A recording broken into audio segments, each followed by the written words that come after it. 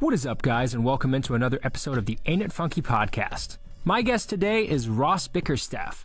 Ross is the drummer for Irish rock band Dea Matrona. In our conversation, we spoke about Dea Matrona's gig at the Royal Albert Hall and touring with The Corrs and Sting, why Ross went sober this year and how it's impacted his life and career, Ross's journey to becoming a session musician, and more. If you enjoy this episode, please subscribe wherever you're listening. The video version is available on YouTube as well. Thanks for tuning in, and enjoy.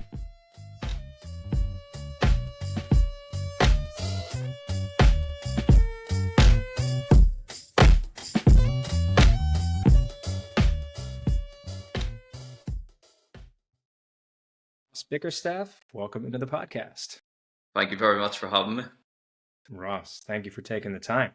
So Ross, you are the drummer for Dea Matrona.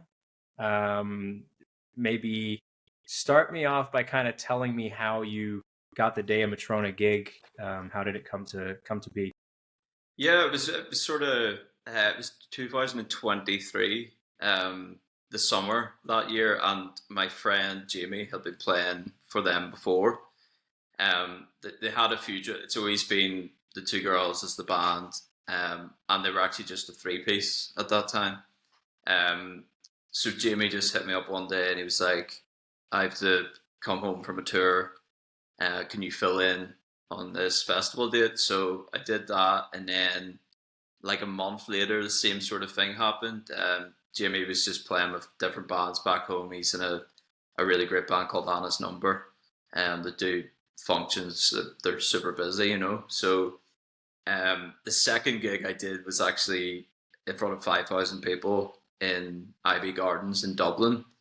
So I mean, at that time, that was like by far the biggest show I'd ever done, you know. So it was just mad. I still wasn't like, you know, super like, I didn't know the songs like as well as I would like to, you know, for that many people. But yeah, and then it just kind of, that was that for that year. And then the following year, I think Jamie just wanted to sort of take a step back from the touring, you know, and focus on things going on at home and stuff as well, you know. So it was 2024. I did the tour in May. That was 3 weeks, UK and Ireland, and I've been there ever since. So it's been super busy since, you know. Sick, man. Amazing. And so yeah, obviously I guess the girls would have been at quite a what's the word I'm looking for? Yeah, quite already, you know, have gained quite a reputation and stuff. Because I mean, you said the festival you guys played was like 5,000 people. That was that gig was supporting Kaleo. Oh, shit, okay. Yeah, and which they were so good, like, you know, it was class, like just watching them as well. But they had, I think, it's funny because over COVID, I remember walking through Belfast and the girls were busking. And at the time, Molly's sister was the drummer in the band. And then she wanted to focus on other things like her university studies and all that, you know, so she stepped back from it. But it was just, it's crazy how it all came about, because I remember being with a friend and saying, "Oh, they're very good," you know, and then, but they through their busking, they one of their videos went viral on YouTube, right. And then they kind of just worked off that, you know. I think they didn't go viral and then think, "Oh, great," they worked really hard, and you know, to this day, like, I mean, they're sitting editing their second album in the van, like on these drives, you know. They're super hardworking, and that's very inspiring to be around as well. You know, it's they're great people, really good work ethic. You know. Nice, yeah. So the first gig you did you have a rehearsal before that, or did you just like come in dry, having learned the songs? Dry. Yeah, they had been the very first one. They were on a tour, and it was just Jimmy set up a cam behind his kit. And then Molly had just sent me, you know, some wild files and stuff. And I flew to Bristol, and we had a jam in Bristol, but the festival was the next day, and we just rocked it, and it was good fun, you know. Nice. But I think back then as well, their first album hadn't came out, and we weren't using playback or anything, so it was more jammy, and I think it lent itself to being a bit more wild like that, where I could just come out and I basically just had to have the structures down, and then a bit more. Whereas now we're kind of the parts are more in place because there's an album out and we're running playback, and so it's a bit of the gigs definitely evolved since I've been on it, and the addition of Declan on guitar as well. It's just it sounds a lot bigger and full, because they had a lot of percussion, some synth parts and strings and things on the album. So I run Ableton for a few acts that I play with. So I just suggested that we do that, and it's worked to this day, So Nice. Yeah. And so we briefly mentioned this before we actually started recording. Maybe talk a bit about like how much. I think you mentioned that Molly kind of likes stuff more like accurate to the song. How much creative freedom is there for you there, or is it kind of generally everything? yeah, The it's girls want been it to be like the song. so Molly plays a bit of drums, Okay. and she would like essentially program the parts. And then on the first album, they had a session drummer from London, just essentially playing those parts, on a real kit in a room, So like from that sort of point, it's been like Molly sort of wanted the grooves anyway, and definitely some of the fills to feel like there's a bit of creative freedom, I guess, in parts where there's maybe fills as long as it's just along the same lines, you know what I mean?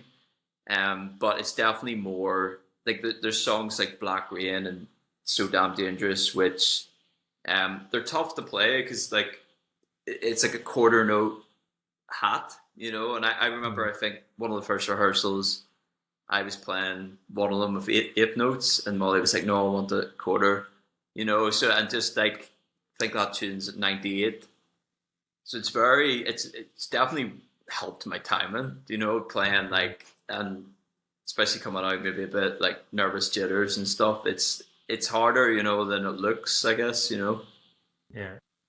Yeah. Has there been any songs where you'd say it was like quite a challenge for you to get into the song? I mean, you say obviously the breaking stuff down to maybe a quarter note from an eighth note, Yeah, just being that consistent. But is there like certain songs that come to mind where you're, yeah. There's some. I think because they've came from like a program nature. There's yeah, maybe some of the like Black Rain. There's a fill that comes off the snare up onto the rack, and then so dug it onto the hats, and it's okay, So I'm going round, and it just feels really strange. okay, Um, yeah, so I mean, I can kind of relate with like guys like Tony Roaster and stuff that maybe play with Jay-Z, and I've heard them talk about playing program parts where it's a machine playing it, so it maybe doesn't fall naturally to what you're used to doing, your muscle memory has. So there's yeah, definitely been a few strange, like even rhythmically, I guess, things I wouldn't naturally do. yeah, So it's been like, especially maybe if like it's been a week and it's been thrown into the set, it's quite intimidating, and there's been some bigger crowds this summer, so yeah. But I mean, I definitely welcome the challenge. It's great for my playing, and it's I'm working for them, as a session player, so it's my job to honor the parts as closely as I can, really. yeah, yeah. But man, I mean, obviously I saw you guys last week. Thanks again for hooking that up. Oh, thank you for I coming. mean, you sounded killer, man. It was like super in the pocket, super tight. Sadly, I think the sound was a little. The only thing that I would say is I couldn't really like. I feel like it was almost the snare wasn't mic'd up, and then I couldn't really hear the hats too well. Yeah. and the toms were maybe a little quiet, so maybe it was like sound wise. I was a bit like I would love a bit more like smack from the snare. Yeah. But like otherwise, like I mean, generally you guys sounded like super locked in, really, yeah, killer, man. No, thank you. I appreciate that. Yeah, we've like with this tour, it's been like such a rushed sound check as well. And Okay. I mean, I was helping on that Berlin gig. I was helping the sound engineer actually patch the drum mic cables and stuff because we're just running out of time. I think they actually held doors by 10 minutes. You know, Really? just Oh yeah, that's right. Yeah, yeah, yeah. yeah. So that was our fault. Ah, okay. But yeah, it's been, and I guess like just in that nature of the supports, I think sometimes the volume's a bit lower in general, you know.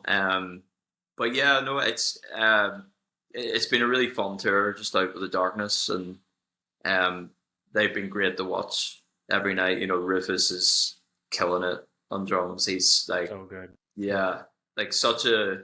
It's very inspiring, you know, to see somebody come out and like play that consistently every night. Really, you know, it's been really fun. So that's Yeah, yeah, man, he's a monster, man. I was like, 'cause obviously I was there with a friend, and it was like after every single song, I was turning to my friend and saying, "Dude, Rufus is so good." I was like, "This guy is like a monster." And his just the power, but also like the precision. It's just like, I mean, he's got like the Taylor Hawkins thing going on, but it's kind of like a mix of Taylor, like a Bonham. There's also like a speed there. There was like some yeah, fast stuff he was also doing with the kick and stuff. And I was like, dude, this. I mean, obviously he's Roger Taylor's son, so go figure. But it's like, man, it's yeah. And generally, I mean, the darkness, the show was incredible. Like yeah, Justin Hawkins is just such a insanely unique front man. He's got like it's kind of like it's badass, but it's also a bit like stand-up comedy-ish because he's got the banter yeah. going and stuff and the jokes and There's uh, really there's almost an element of like slapstick comedy, like old British humor, kind of going yeah, through it, you know. But yeah, with me and Jacqueline were talking about it the other night. There, just saying he's like one of the best frontman maybe doing it still, you know. Like he's insane. really entertaining. Like he just has the crowd in the palm of his hand, you know. But yeah, no, they've been super fun. Really, really nice people as well. Them and the crew, they've really looked after us, you know, which has been Mm. nice. You know, it's we've never felt like, you know, like have to watch or keep our distance or anything. You know, they've been fantastic. Nice, man, amazing. And yeah, I mean, you guys have done like some insane support tours. I've wait, I had it written down somewhere here. So you've toured with Brian Adams, Sting, Sheryl Crow. You played Royal Albert Hall with the Coors. Was it the Coors tour you did, Royal Albert Hall? Yeah, yeah, it was supporting Man, them. Yeah, insane, dude. Like, to maybe tell me a bit about Royal Albert Hall, because I mean that's obviously like a huge thing, man. That's amazing. yeah. I mean, like, so that's all. They were all this year.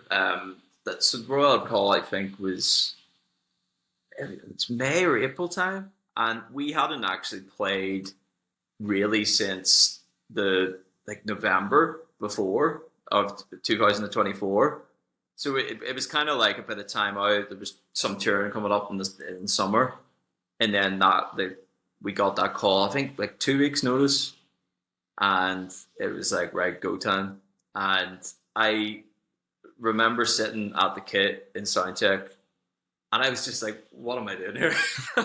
it's just it's like this couldn't be real, you know. And I can't like. It's one of those strange moments where I can't actually remember it. You know, it was Okay. just it was so exciting. It was such a blur, and yeah, I like. I don't even think it got to the point where I wasn't even nervous. I was just like, this is so bizarre. Right. I've just gotta go with the flow, you know. Yeah. But yeah, we that was with the Coors, all fellow Irish musicians. Yeah. We ended up actually we played Berlin and Hamburg with them as well during Yeah. the summer there. They're really nice people as well, and um, big fans of the girls and stuff as well. You know, so it's yeah, and Sting was a highlight for me. yeah, like Chris Mass he's on the gig. Um, so I was aware of him as he's a British drummer, but he's from Luxembourg. I think he moved to London, and Is he the guy that he sings as well? Isn't he that guy? I'm not sure if he sings. He might do BBs. Chris Mass, because he's like a younger guy, right? It'd be yeah, I'd say he's 30s, 40s. He played with Mumford and Sons. He was their live touring drummer for a while, but he's incredible, man. Like we got to watch side of stage for a bit, and like they played Englishman in New York, and I was just like, this is a dream. And then I was straight home on the electric kit, like trying to play it the way, because I think I listened to a podcast with him on it, and he was saying Sting was like, throw the Stuart Copeland thing out the bin. I want your take on the song, which I've heard is what he said to all his drummers, Josh Freese, and I really liked the way Chris was playing it and some of the fills, you know, and it's a hard groove, you know, just with the kick on the backbeats essentially, you know, it's and the things he was doing around it, really interesting and great sound, you know. But have you ever had like other drummers like show you stuff on the road, like certain hand things on the pad or anything, or like you stood beside the kit, maybe I don't know, for Rufus or one of the other bands where they've no, been but like you know I've had like I definitely like everyone we've played with, I'm out there watching and you know, like taking it in. I haven't really. I'm really tempted to ask Rufus. By the end, there's one of the tunes where he does that drum break, and there's the cowbell. Like it's near the end of the set. It's like it's like such a creative. But whatever way he's starting, I can't quite work out how he's starting it and what he's. I think it's just singles, but the way he's placing the accents and stuff is really cool. So I'm probably gonna. I've already asked him. Like when like the second date, I was like, "What size are your toms?" And he was just like, "Oh, I don't really know." But it turns out it's 13, 14 he's playing. Because I was like, "Is it 12, 13?" But definitely bigger sizes. But they sound great. You know, really good. Drums are punchy. Yeah. What sizes are you playing? Because you obviously use a Ludwig kit. Yeah. What are the sizes? So it's a 22 kick, 12. Now it's 12 by 10. So it's that kit's a 1981 Maple Classic, which I picked up a couple of years ago, and it's like the kick drum especially is just great. You know, it's really warm and but great punch out of it as well. You know. And then just 16 floor. But at home, I've actually got an 8 and a 10 and a 14 hanging tom for it. So I could do the Phil Collins if I wanted.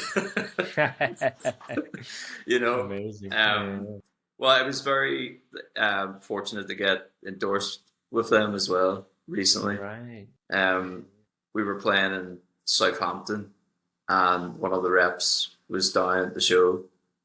And I got a text from her just saying, "There's a lovely rep here wants to speak to you," and I was very lucky, you know. Wow. Very very grateful for that, because like especially snare drum wise, they're the only drum for me, you know.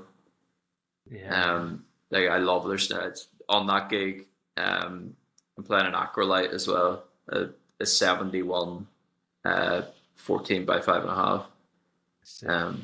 So I do have like quite old stuff out with me, you know, which I don't know. Beautiful. Yeah, it's cool. I guess it's just like, it's always in the back of my mind, like, oh, I don't want this to get lost, stolen, or like, you know, broken. But I just love, like, especially that snare. And for this gig, kind of deader sound really works for it. You know, all the album stuff's kind of like good splatty snare, you know. So the Acrolite like just does that so well, you know. Yeah. And so when you got the text from Molly and you like went and talked to the rep, what was like? What did they say? Did they just happen to be there, or they actually came to Yeah, see you? they were just there to see. It was Royal Republic, Ah, okay, a okay, Swedish nice. band. So we were supporting them on a few dates, and she was there to see them. Okay. And like she really liked my playing, and obviously seeing I was playing like a beautiful white shiny Ludwig, and yeah, and we just chatted. And it was very casual, and just swapped details, and it just sort of came from there. Um, Sick. Yeah. yeah, no, I'm very very grateful for that. Amazing. And what symbols are you playing? Istanbul, Istanbul. Nice. yeah, which is kind of like a New Year thing. For Yeah. me, a friend of mine had them, and I played like over like maybe the last 2 years. I just like played either like rental backline ones or the hi hats I've got actually were in a practice room, and it was a practice room and the gear usually isn't great, and I was like, these hi hats are amazing, and I text the guy that owned the room. It's like, I think somebody's left their hi hats here, and he was like, no, they're part of that kit, and I was like, would you be selling them? And he's like, yeah. So I got a good deal on them, and Nice. yeah, they're the Exist line. So I've got Exist 14 hats, an 18 crash, uh, 20 ride, and then I've got a traditional 19, which is my favorite symbol ever. Okay. It's really the traditional stuff's really really nice. You know, Right. um, I think it kind of lends itself more to that kind of 50s Siljan sort of sound. You know, Okay. where the Exist lines are still a bit darker than maybe like an A custom, but they still Yeah. have that brightness and attack. So I'm really really happy with them. Definitely stick with those for a while, I think. Nice. And so take me back. Let's go right back to the beginning. What actually got you into drumming? Who were your first drumming influences? Wow. Well, I was quite a late starter. I think I got my first. I had a friend in school, and his dad was like a manager at a music store. And I remember I was 13 or 14 at the time, and I went to his house after school, and he was playing kit, and I was like, "This is like it." It just hit me. Hmm. But I think before that, kind of one of the earliest memories I have of even just really enjoying music was like being at holiday resorts, and and I get the same feeling now going to a festival where there's like that sort of low rumble bass frequencies. So I remember just really enjoying or really getting a feeling from that. And like back home and stuff, we would have like marching bands for things, and like always just like feeling a kick drum, and so there was something there. And the funny thing is, in school they used to do these like music tests where they would play like a note, and you would have to say like, "Well, that's higher or lower." And I think I failed every one of them, So I never considered myself musical, and my parents are big lovers of music. They were always playing great stuff in the house, but not all of them are musicians. Right. Um, so it was always kind of it was like definitely something for me to be like, oh, I want to do this. So I think my friend, it's good just having that, and that was it. I just got the feeling for it, and I think I got a kit like sort of around that time for my birthday. Um, and then I think I actually played ice hockey at the time. I was like, I played competitively in Scotland and stuff, so that was taking up a lot of my time, and I didn't really probably take drumming like super serious until I was like 15 or 16, where I joined a punk band with some of my friends from school, and I wish there was some video because we were so bad. Like, I remember we played one of the first songs we learned was American Idiot for Green Day. Nice. Amazing. And I just remember, like, because it's like 16th note driven the whole way through, I just, you know. But yeah, I think from there, like, that, like, 16 years old, roughly, started going to gigs. Blink-182 became, like, the thing, Travis Barker. And I still love watching him, and I definitely think online and stuff that he gets a hard time from some drummers, you know. But I think, like, you know, what do those people say? I'm curious. I don't think I've seen any like. Yeah, just say. like I notice a lot of comments like people. Somebody would say, "Oh, Travis is the best in the world." Somebody go, "Oh, he's no Vinny Colaiuta or whatever," and it's like, okay. do you know? It's like, yes, of course he's not. Like, everyone's different, but Travis has got serious chops. He's a genius, man. He's a musical. Like, he's created drum parts that literally people can sing. He's created drum parts that are instantly recognizable. He's unbelievable. Yeah. And you know, just the stamina alone, like trying to play any Blink song, like, you know, some of the first date, the fill in the lap, like, it's crazy. Like, to get that, he plays it with the left hand up, and it's like at that tempo, it's just like, you know. So I've always admired him. I definitely at like 16, 17 years old wanted to be him. You know, I think I even tried to get a mohawk and all at one point. You know, so he was definitely, and to this day, probably I could still watch videos of him and get really inspired. And I think it takes me back. I seen them like a year or two ago. They came to Belfast, and I was just standing like chills, because it just brings me back to the very beginning, and kind of reminds me why I started doing this. You know. But from there, I got heavily into Alan Rubin, who's very, you know, there's a lot of talk about him at the moment with Foo Fighters. I think he's the perfect guy for the gig as well. Yeah. Just the feel, and, you know, so around that time, then I seen that he was inspired by Bonham, and I had like, I think I go through like phases where I get obsessed with one drummer or one band, and I'll do that for a while, you know. So I mean, there was like from John Bonham, Alan Rubin, Stuart Copeland, you know. They were sort of early on, like, what really got me into like drumming, you know. And then like nowadays I listen and love everything, you know. But like Steve Gadd, of course. You know, I had like just like crazy. I bought it. Have you got his book?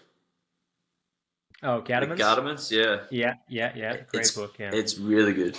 Killer, man, yeah. Yeah. So I enjoy that, and, you know, like guys like Steve Jordan, and, you know, just like real pocket guys that are really like good at playing songs, you know, and the right fills, tasteful fills. And, you know, UK wise, there's Freddie Sheed. Right. Okay.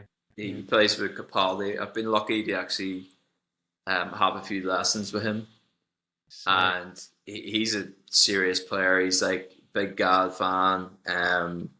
You know, he's just so much to offer. But a real big jump sort of came probably about 2017, 18. I met a drummer called Darren Beckett, who's originally from Northern Ireland. He's like Belfast, but he moved to New York when he was 16.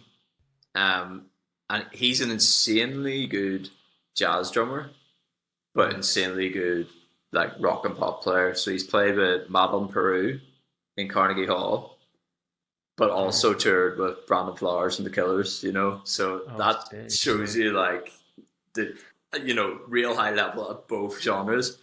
But he, like, I started doing lessons with him, and I still have lessons on Zoom with him, like, to this day. He got me into like the Wilcoxons, like Yes.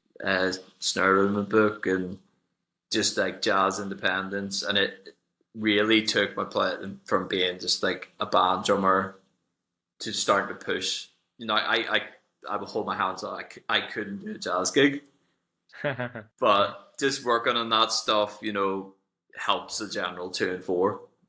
Like Yeah. um. So I've been really, really thankful to him for like so much information and just really get my hands in shape more than anything. Just rudiment wise, and um, yeah, it's timing. Uh, yeah, he's very thankful. So I wanted to give him a shout on this for sure. Yeah. Nice. Yeah. So with all the rudiments, do you take a pad on the road? Do you have one with you? I don't this time. Because I was tight for space. Okay.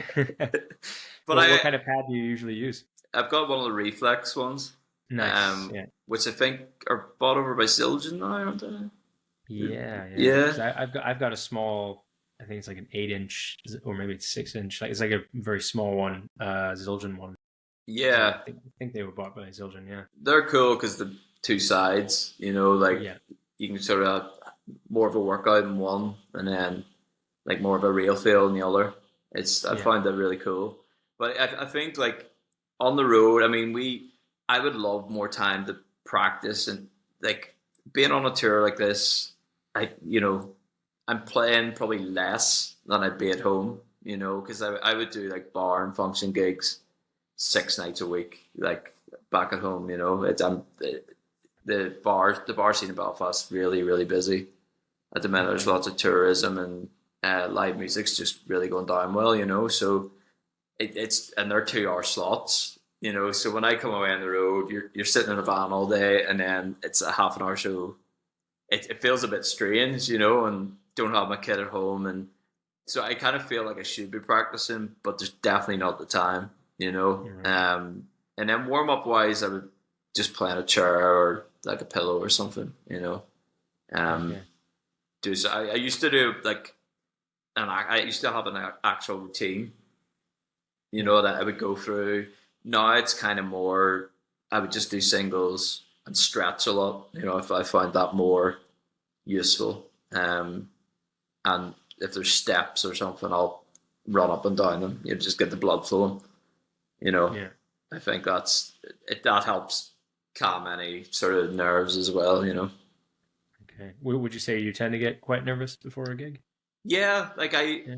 I feel like it's something that maybe wouldn't ever go away. It's that feeling in your stomach. Um, it's which the more I look into it, they say it's just excitement, and your body, feels it as nerves. So it's trying to like just get used to all that. It's I guess it's not nervousness as in like, oh, but it's more like just wanting to get out there. Mm. Like the waiting about's tough. If it's like an hour for the show, it's just that you just want to get out and do it. As opposed to like sit and overthinking it. Yeah. Yeah. Yeah. So what routine did you kind of used to do when you said you had a routine to warm up? Yeah, it's just like paradiddles and like the different versions of them, and paradiddle diddle. Very Uh-huh. tough to say.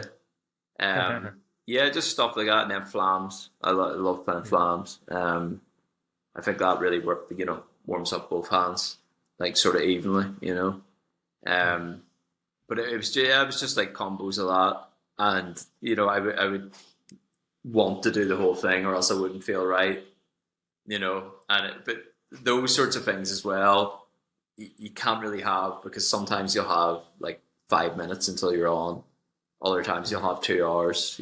So I don't like to get too set now, just in case something makes me feel off. So just try and get good sleep, water, eat well, and then try warm up and loosen up. Um, Yeah. if I can get that, then I'm most likely going to have a good show. you Yeah. know. Yeah. And are you still doing the sobriety thing? Because I saw on your Instagram you said something about being sober for a couple months? Yeah, so it's as of Sunday, it's 3 months, 1 week. Well done, Yeah, man. That's amazing. thank you, Congratulations. dude. Thank you. Yeah. No, I'd seen it. It was actually Ash Stone. I was Uh-huh. listening to a podcast with him, and he was saying he just give it up. And I'd seen a lot online, just different people in different industries, and even like 3 beers in one night is you get there's a brain fog the next day, and you're just I think over time it's not sustainable.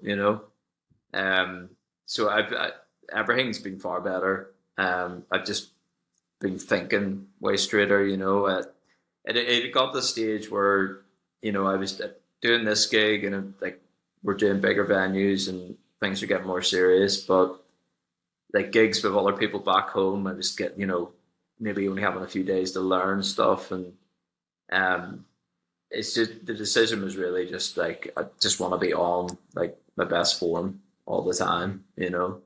And I'm sleeping so much better. Like that's the biggest thing I've noticed. Just like not like waking up during the night Mhm. multiple times that I've really noticed. Um, Okay, yeah.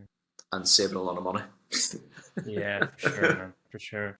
And did you find it quite tough to quit? Obviously, I mean, in music, there's a lot of booze everywhere. Did you find like the beginning phase quite challenging, or was it kind of No, surprisingly I easy? sort of I have tried before, and Uh-huh. it's maybe been more of a challenge where I said, oh, I'll do it for a month or two, and then it was just like would have crept back in, just like having one or two, and like it was never at a serious level where it was like really getting in the way of anything. It was just I noticed it like me just not feeling great some days, and just thought it would have been better off without it. So I'm quite good with when I'm like, right, I'm done with it.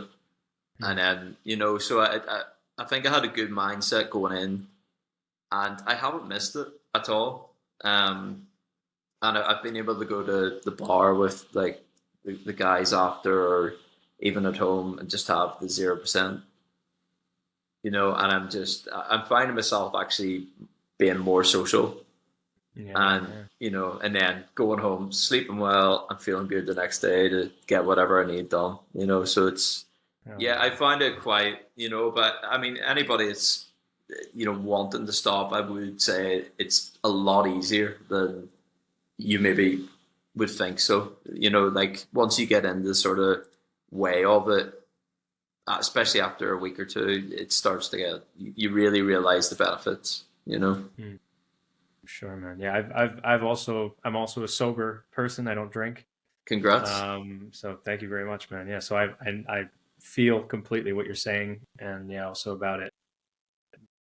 Maybe at first seeming like a daunting thing, but then I think it's also like keeping busy and doing kind of having, I guess if you're sitting around a lot and maybe very idle especially in the beginning stages, maybe then temptation could creep in. But I feel like if you're busy, I mean, you were saying obviously you had gigs and you had to learn material, and it's kind of like if you have stuff to keep your mind occupied, then I think it definitely can be like surprisingly easy, Yeah, for if sure. you And really have the intention. And yeah.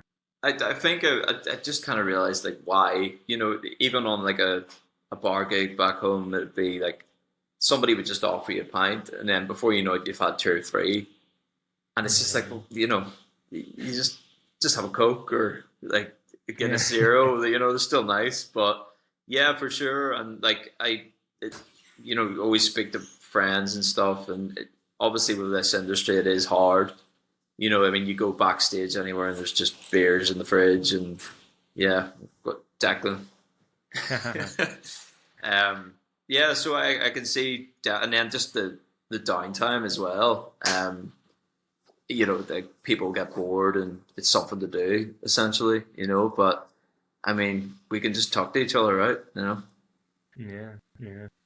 Amazing, man. But I'm yeah, stoked to hear that you've had such a good kind of enlightening experience with becoming sober and obviously it kind of enriching your life, and you finding that it helps to sleep. And I mean, touring usually is exhausting either way. So I think adding alcohol into that mix, especially when it's a regular thing, it can just really be, as you said, Big it's time. not a sustainable recipe. Yeah. Yeah, for sure. I mean, the tiredness alone, just from the travel, and it is tough enough, rather than nursing a hangover as well. Yeah, for sure, man. For sure.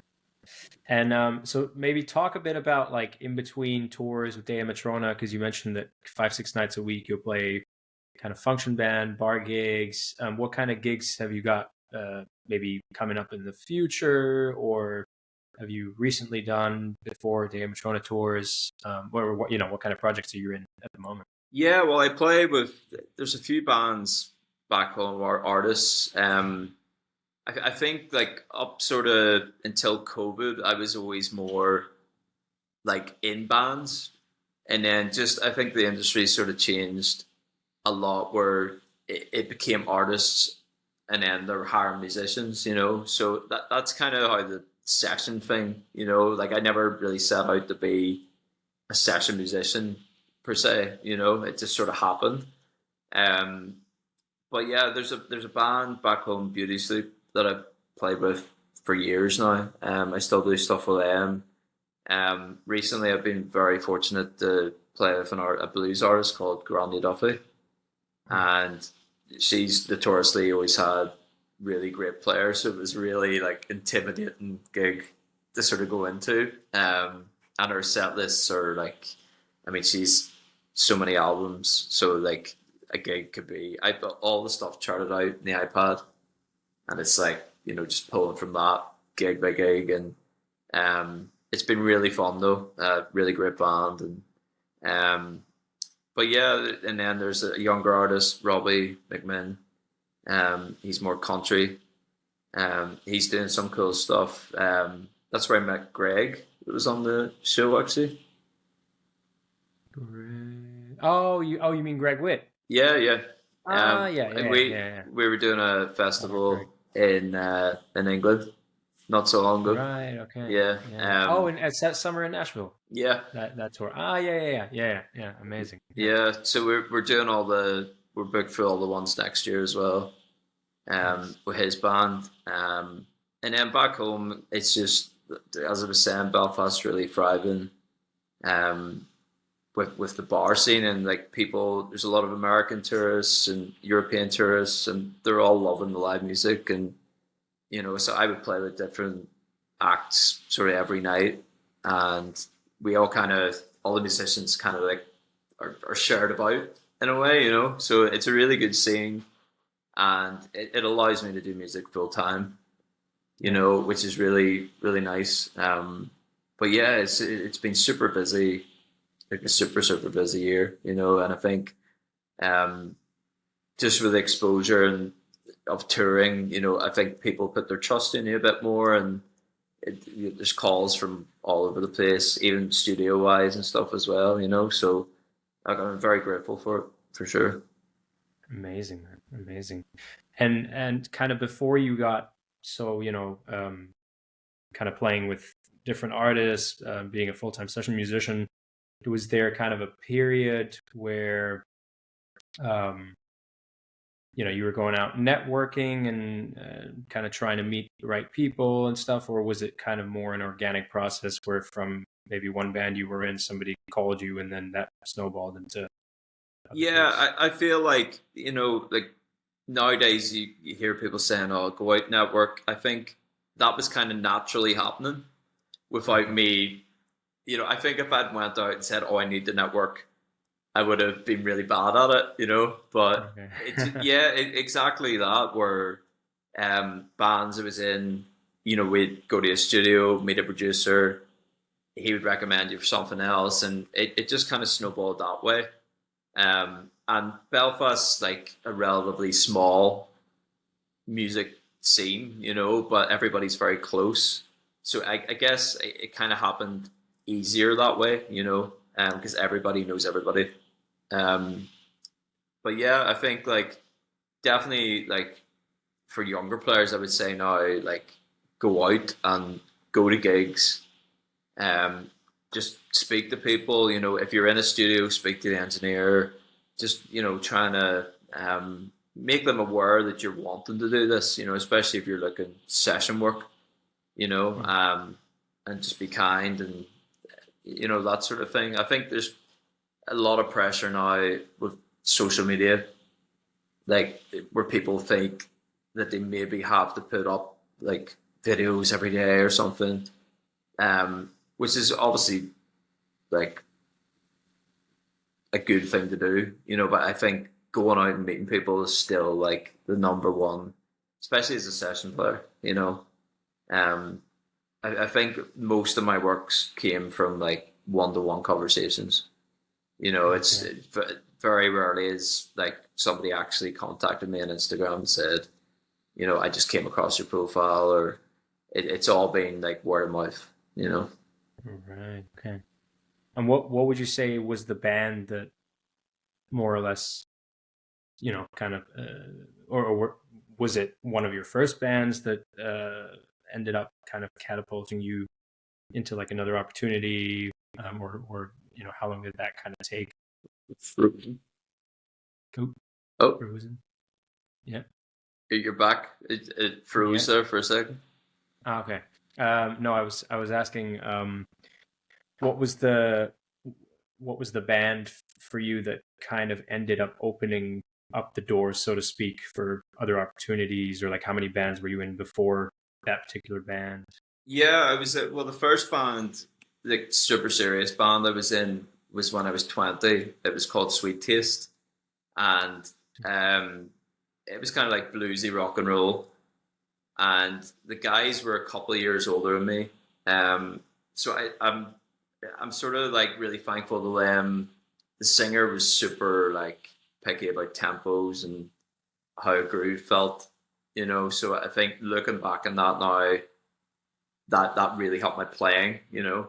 Um, but after that band, I was in a like more sort of lad indie band called the Late Twos. And that's the band I would have met a lot of people through. You know, I met a lot of music managers, producers, and that I feel really got the ball rolling just in connecting me with different people. You know, Yeah. and from there, I guess I was in one more band. We moved to Liverpool for a year, and um, that was sort of my first experience of being crushed for the music industry.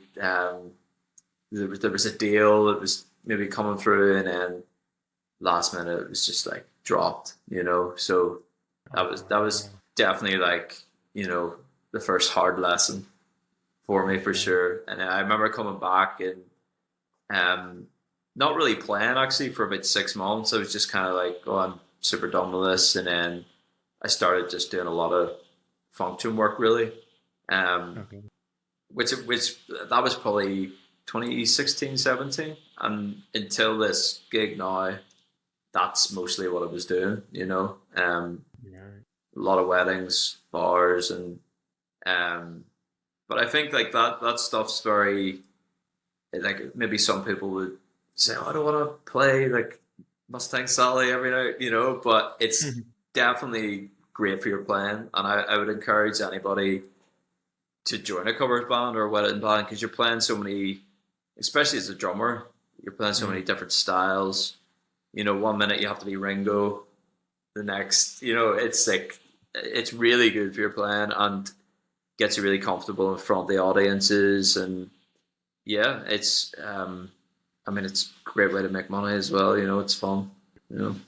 Yeah, absolutely, man. Absolutely. It's and obviously weddings, you're like sure to have a good, you know, crowd that is loving it, and maybe people have had a couple of drinks and they're like dancing, getting loose, and you know, you're playing evergreens, so everybody knows every song, they sing along to every song. Yeah, It's for those are sure. fun gigs, man. Yeah.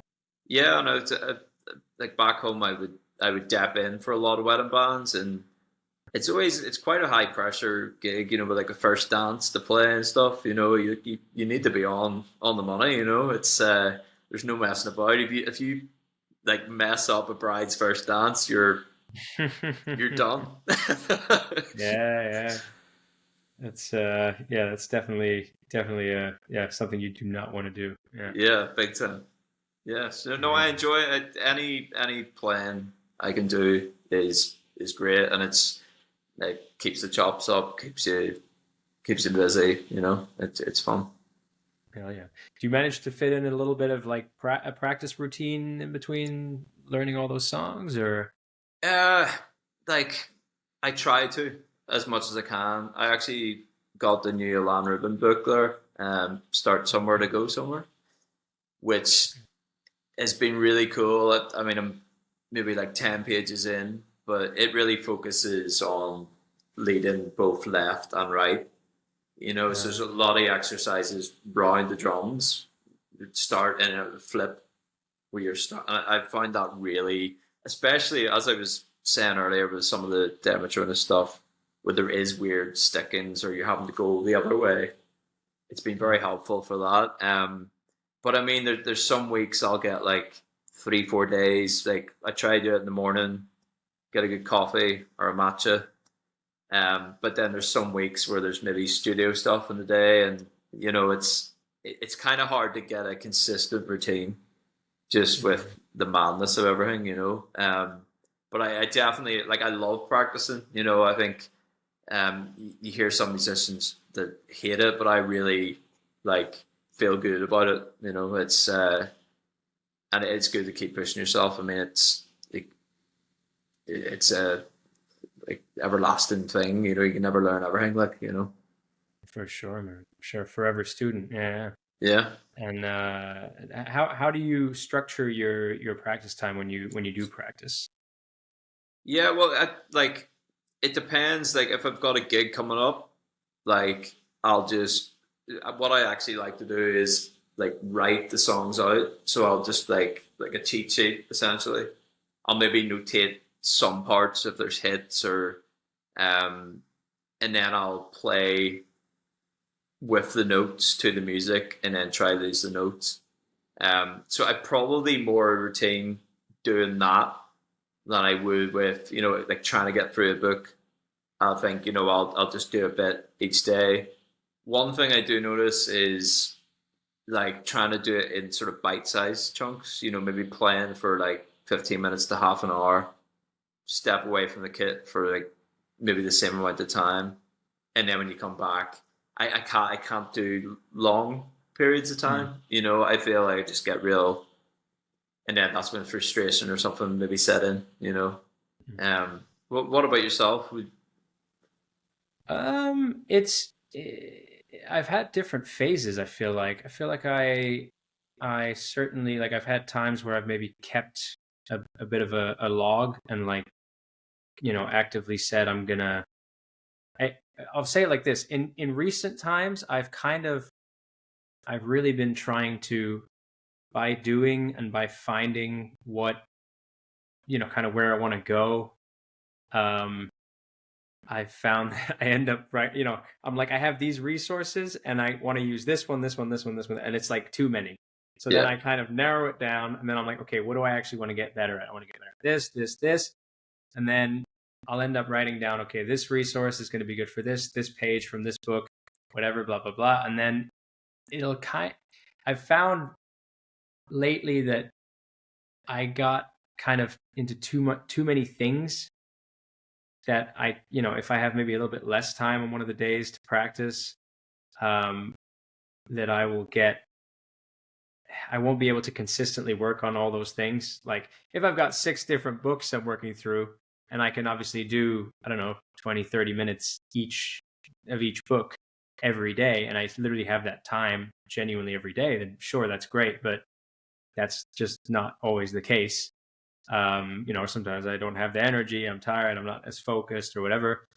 Um, so I kind of, in recent times, have been trying to narrow down, yeah, what I kind of want to get better at. And then I've maybe in the last week or so, I've just gone to, because I got very inspired by a talk I had last week with Ben Thomas from Rag and Bone Man. yeah, yeah, And he was saying that something that Pat Garvey showed him was, and it kind of changed the game for him playing wise, was that like you take one page and try and find like 10 different ways to, work on that on one page rather than take 10, 10 pages and do like one thing from each page.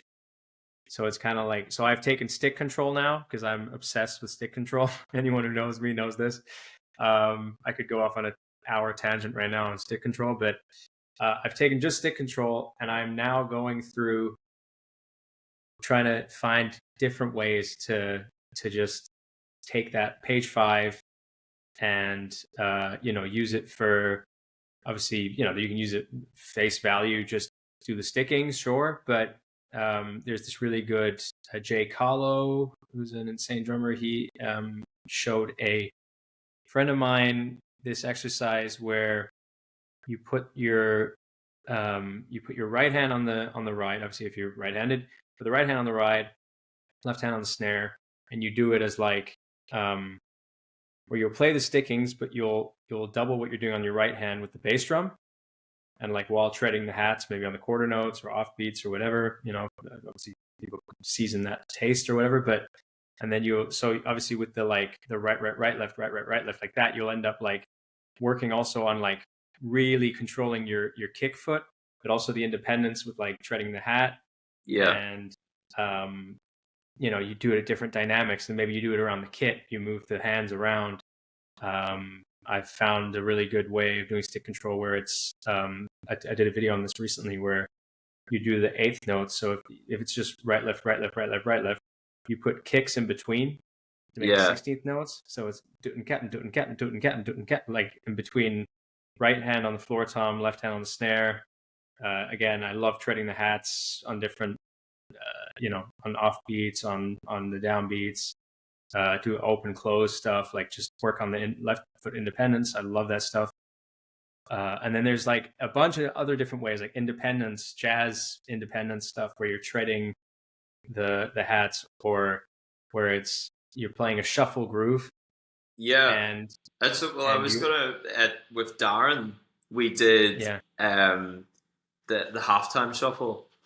Right. With a page of stick control, and you get some really good kick patterns. Yes. He also did it with the jazz ride, but then you're feeling everything, or you're reading everything. You have to read a swung, right? Rather than straight. So it's. I think like I really agree with what you're saying there. Like just trying to make the most, and it keeps, because I think like a couple of years ago I had like a YouTube playlist, and it was like my intention was, oh, this is stuff I want to work on or get better at.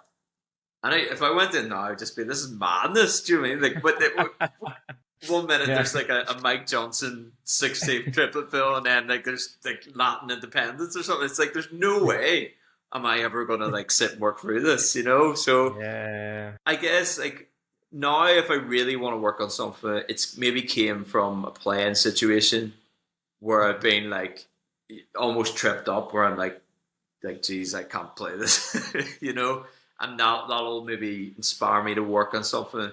But Darren's definitely done a lot of that kind of thing, that what you're saying. And I think it's because there's a creativity with that as well. And I think you start to see, just by looking at a page of stick control, you start to see all the possibilities, and you can apply that to everything then, Literally, yeah. And then you play around with moving accents, or, like whatever you want to do, you add like diddles, or you could add like do you call them roughs, like when it's like that kind of thing, like maybe on every right you go or whatever you want it, like literally come up with the more rudiments, the more things, or you can, I don't know, every right is a flam, every left is a flam, or whatever, and you kind of, when you do that and you're like, oh my God, I can use this one page and I could basically go through like all these things that actually are going to make me so much better on the drums. And obviously stick control, the golden thing is that like, it's such a conditioning thing. Yeah. It's like by the end of doing it in just one way, you're like, I feel freaking invincible behind the kit. But then by the end of applying 3-4 different utilizations, you're like, oh my God, if I just keep doing this, like there's no telling how much this is going to improve my playing, my, my feel, my timing, my dynamics, like everything's improving. And it's like, if I just keep doing this over a long period of time, and I feel like, there's so much potential just in that one page. And so I love what Ben Thomas said about that, like sentiment of rather than taking 10, one exercise from 10 pages, take one page and come up with like 10 different ways to play that. For sure. I think it keeps everything more structured, Yeah. Rather than bombarding yourself with 20 different books. And as you say, Latin independence, then you want to do jazz stuff, and then you want to work on this groove book, and then you want to work on Elon Rubin's book. And then it's like, oh, wait, hang on. Now I got like 6-7 different books that I don't possibly have the actual time and energy to consistently work on. And I feel like in the past as well, like if I've been going more with that approach, like you would tend to like go, oh no, that's too hard. Or if you've just got one thing, like I always feel like I'm not practicing unless I'm sitting and I can't do it, and I'm really like struggling with something. And that's where you see the growth, where it's easy to sit down and go, oh, I'm just going to move the accent today and this, and you maybe do it after a few goes. I don't feel like that's the most beneficial time of practice, So if something's really like pushing you, and especially if you're thinking about it in a more creative way, I think that's very helpful, and then it kind of like, I don't know if you're the same where like I have to really work on, I think Mike Johnson's talked about this, where there's like different stages of actually getting something, there's like sitting down, practicing, oh, I can play it. And then it's maybe coming in like cold and playing it. But the biggest challenge for me is getting it where it's coming out naturally on a gig. And that's when like something's really like gelled. I think like Herta type rudiments, like, like fills around the kit, that took a while for me to start just, coming out naturally. Because on a gig, you don't want to be thinking, oh, what's this sticking? It's just, so that's when I really see practice pay off, and I think like I've noticed that like the stuff that's flying out in gigs is the stuff I've really put the time into, so it definitely shows, Yeah, for sure, man, for sure. Yeah, I think it's like practice is this is why I basically ask every drummer that comes on this podcast about practice, because it kind of fascinates me how different people have different approaches. Some people are more practice log and writing down the BPM and like, having it kind of structured by, working on hands, then independence, then groove, timing, creativity, whatever the sections of their practice are.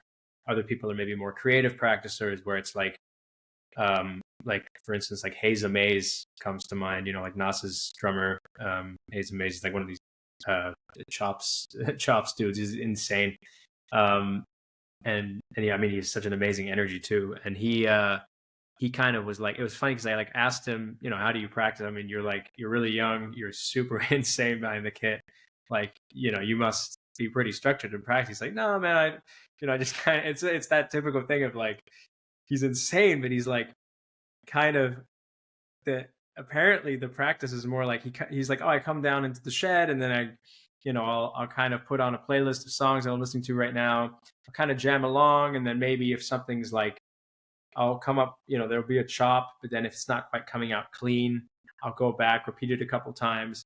But it's kind of like this, I don't know, almost like, it's like, how are you possibly so insanely good when it's not, there's not like a rigid practice routine, but it's more kind of like, it seems creative, but it's more of from like a playing point of view where he will repeat an idea a few times, but I'm like, you know what I mean? And it's, that fascinates me as well, because like I'm purely self-taught, and until I sort of had lessons with Darren, and that was way later on.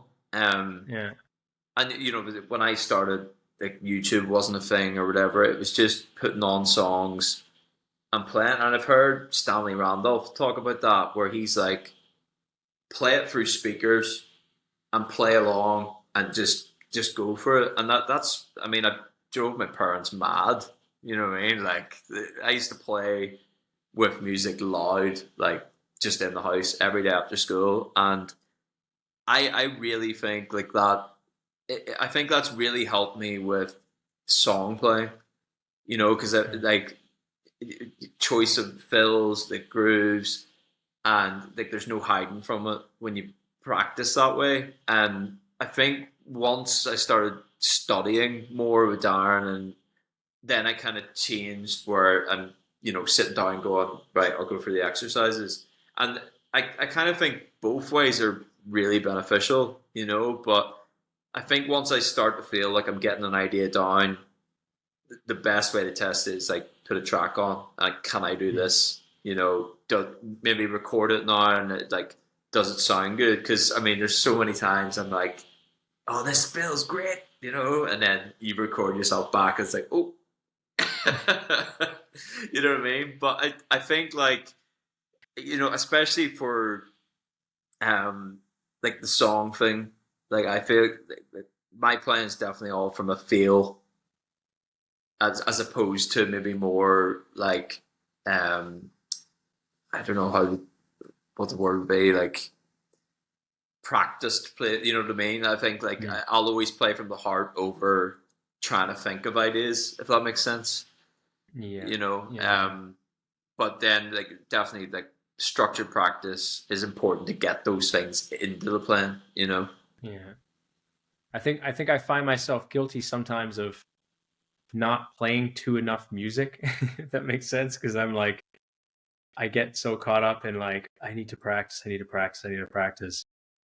to then where it's like, sometimes when I do play the music, I'm like, okay, now I need a minute to like get back into it, because I feel like maybe I'm not necessarily doing that enough, or not giving myself enough reward, because I'm like, I need to get better, I need to practice, and it's kind of like this underlying pressure of wanting to get better and improve the skills. And so then I feel like maybe I sometimes go a little overboard with neglecting actually playing to music, which obviously is not great, because as you say, there is the two sides. There's sure, you need to practice to improve stuff, but then you also need to be able to play, and then also see if the stuff that you practiced comes out in the playing.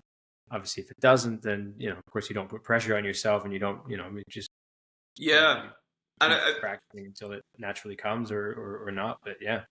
No, for sure. And I think like, especially now with social media, it's like it's always in the back of my mind, like, am I doing enough sometimes? But I think when I go back to just feeling good playing the music, it's like, okay, that's good. And that's what people seem to really enjoy, and I think like there is this pressure, like, which is all in our own heads, of like, oh, I seen him doing all these chops, and it's like, oh, my playing's so like. But at the end of the day, that's what most artists want, is just the meat and potatoes, And I think if you can be tasteful with that, then you're winning, But if you get the opportunity to put in something absolutely nasty, then do it, Yeah, man, for sure. Yeah, well, Ross, we're coming to the end of the episode. It's been a pleasure talking to you, man. And at this point, to finish off, is there anything that you want to plug? Anything you got coming up that you want to kind of shout out? Yeah, for sure. So we've the rest of this tour in Europe, but then in November, the girls were going out the UK and Ireland headline shows.